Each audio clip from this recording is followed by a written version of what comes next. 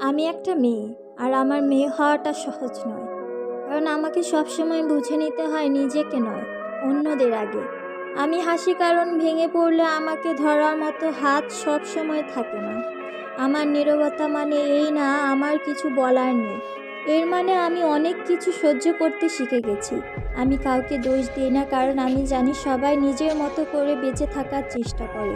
কিছু রাত আছে যেখানে আমি শক্ত থাকি না, শুধু আল্লাহর কাছে নিজেকে সঁপে দিই।